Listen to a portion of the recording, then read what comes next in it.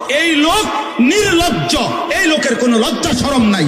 ফজরের নামাজ যে পড়ে না, এটা খবিশ খবিশ খবিশ। এটা এই পৃথিবী কেউ থাকবে না রে আব্বা। তিনটা পাপ মারাত্মক, মনে রাখ। আজ থেকে 300 বছর আগে এই অহংকার, এই বড়,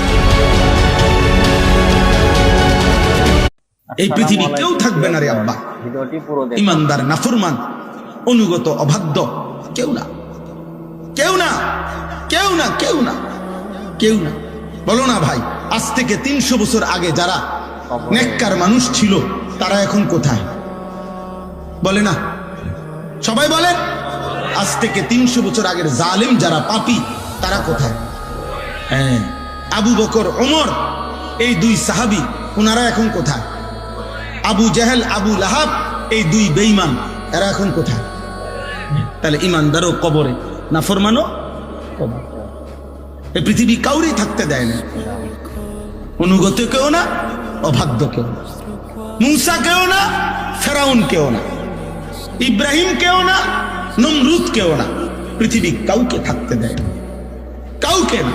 সূর্য থামে না রে আব্বা। আব্দুল কাদের জিলানী রাহমাতুল্লাহ আলাইহি, সাইয়্যিদুল আউলিয়ার যেদিন মৃত্যু হয়েছে সেদিনও সূর্য চলছে। ফেরাউন নমরুদের যেদিন মৃত্যু হয়েছে সেদিনও সূর্য চলছে। পৃথিবী থামে না। পৃথিবী কি? সময়ের গতি থামে না রে আব্বা। তুমি থাইমা যাইবে, তুমি কবরে পৌঁছে যাবে। এই অহংকার, এই বড়াই, এই শরীর স্বাস্থ্যের যৌবনের বাহাদুরি, মা বাবার বেপরাই। মৌলানা বলল, পিতা মাতার অবাধ্যতার ব্যাপারে অনেক সুন্দর কথা বলছে মৌলানা। মাশাআল্লাহ, আমি কিছুটা শুনছি, অনেক চমৎকার বয়ান করছে। আল্লাহ তাআলা জবানে বরকত দান করে। তো এজন্য বললাম এটা জরুরি। তো আমার বলার উদ্দেশ্য হলো এই তিনটা পাপ মারাত্মক, মনে রাখবা যুবক। 1 নাম্বার শিরিক, 2 নাম্বার উপার্জনের হারাম। যারা অভিভাবক আছেন, রোজগার করেন, যারা পয়সা কামাই করেন, আপনাদের জন্য কথাই, উপার্জনের হারাম কইরা আমনও টিকতেন না, ফ্যামিলিও টিকত না, ফ্যামিলিও টিকত না।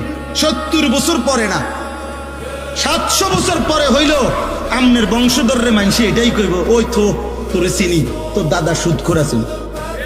সর বেটা আনতে, বেটা লম্বা লম্বা কথা কইতে যা, বেটা তোরে চিনি না, বেটা আমরা চিনি না, আমরা জানি না তোমার আব্বা কিতা আসিল, বাটপাড়ের হদ্দার আসিল, বেটা ওনা হিসেবে লম্বা লম্বা কথা কইতি। বেটা মুছা যায়, পাপ মুছা যায় না। পাপ কি করা যায় না? মুছা যায় না। আল্লাহ মাফ না করিলে, তওবা না করিলে, আল্লাহর কাছ থেকে মাফ না নিলে বড় মুশকিল, বড় মুশকিল, বড় মুশকিল। যেন হারাম রোজগার করবেন না, হারাম রোজগার করেন না আব্বা। হারাম রোজগার শুধু শুধু কেন সুদ নিলেন? কেন কিস্তি নিলেন? কেন লোন নিলেন? কেন ওজনে কম দিলেন? কেন মিথ্যা বললেন? আহা, আল্লাহ তাআলা বলে, বান্দা, এত বড় সূর্য, এত বড় চন্দ্র, এত বড় আসমান, এত বড় জমিন, এত আলো, এত বাতাস, এত রোদ, এত বৃষ্টি, এত আলো, এত অন্ধকার, গ্রহ নক্ষত্র, এত গাছ, এত ফুল, এত ফসল, এত পশু, এত পাখি, এত কীট পতঙ্গ, এত কিছু আমি তোমার জন্য ব্যবস্থা করতে পারতেছি। প্রতিদিন, প্রতি ঘন্টা অল্প কোগা ভাত আর একখান গড় আমি বুঝি তোমার দিতে পারতাম না। এই বুঝি কয়টা ভাতের লেগা আর একখান গড়ের লেগা এতটি মিথ্যা কথা কইলা?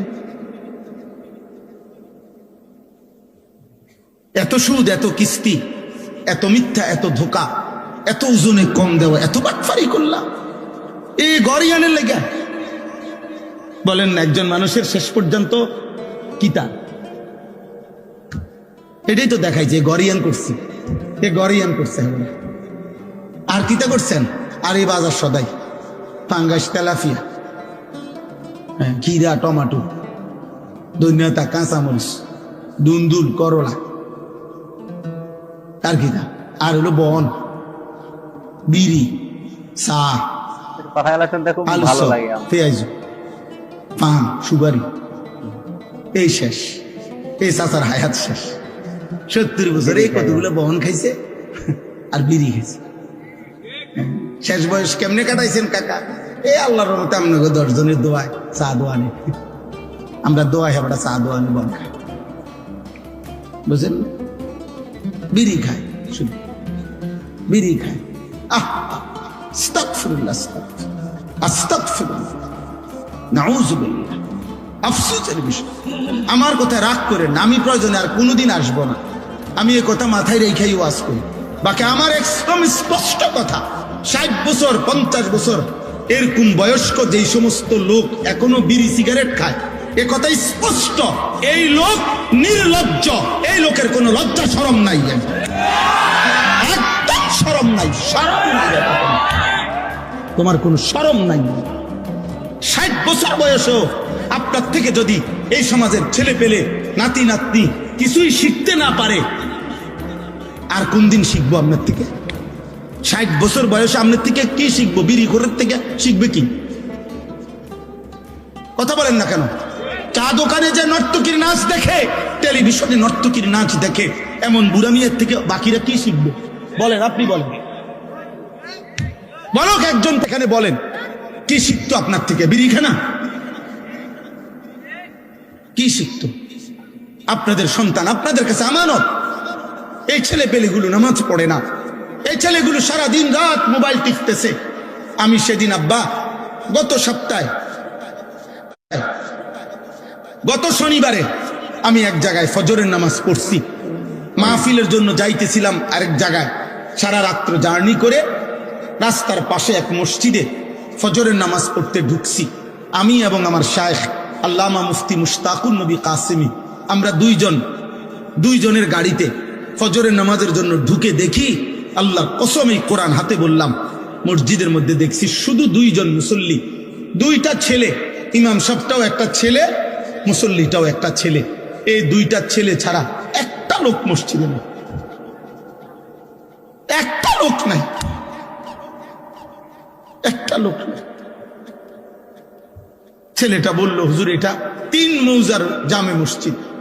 মানে 3 মৌজা পর্যন্ত ভাই, এক গ্রামে তো 1 মৌজা না, কয়েক গ্রাম মিললে একটা মৌজা হয়।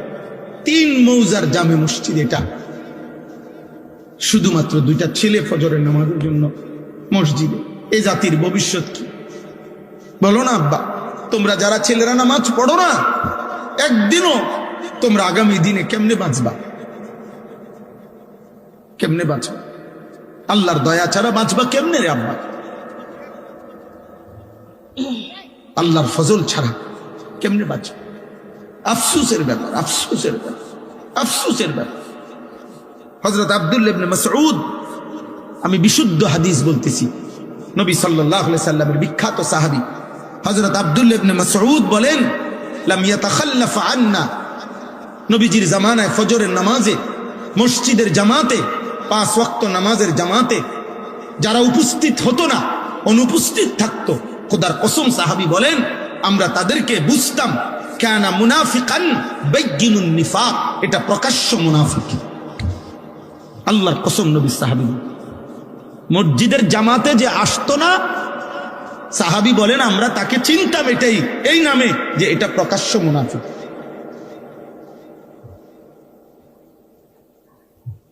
এই জন্য যুবক, মাশাআল্লাহ, এখানে লেখা আছে সপ্তগ্রামের সকল যুবক বৃন্দ সার্বিক সহযোগিতা। নওজোয়ান তোমরা যারা এই মাহফিলের সাথে সম্পৃক্ত, তোমাদের অনেকের গলায় বেইস আছে, আমি তোমাদেরকে বলি, তোমরা যদি আমগরে ভালোবাসা থাকো, মহব্বত করে থাকো, এই মহব্বতের দাবি নিয়ে বলতেছি আব্বা, তোমরা একজন আরেকজনকে আগামীকালকে মিটিং করো, পরামর্শ করে বসো যে আমরা এক বন্ধু আরেক বন্ধুকে ফজরের নামাজের জন্য ডাকবো। বলো ইনশাআল্লাহ। দেখবা তার একজন একজনের সাথে ওয়াদা করো, তাহলে দেখবা বরকত হবে। 10 জন লইয়া পারতা না, তুমি শুধু একজনের লাগে, দোস্ত কি কস, হুজুরের কথা মতো চল, ফজরের নামাজ পড়ি।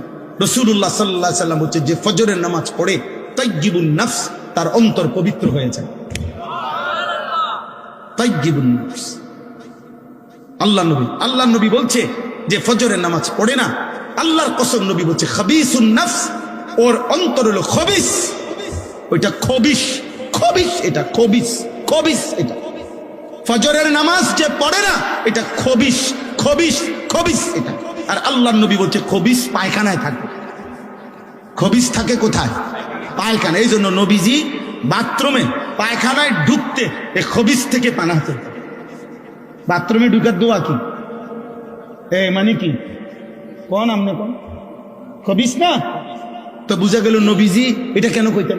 বাথরুমে ঢুকতে কেন বলতেন যে আল্লাহ খবিস থেকে পানাহ চাই? তাহলে বুঝা গেল বাথরুমের ভিতরে কে আছে? খবিস। রাসূলুল্লাহ সাল্লাল্লাহু আলাইহি সাল্লামের হাদিস।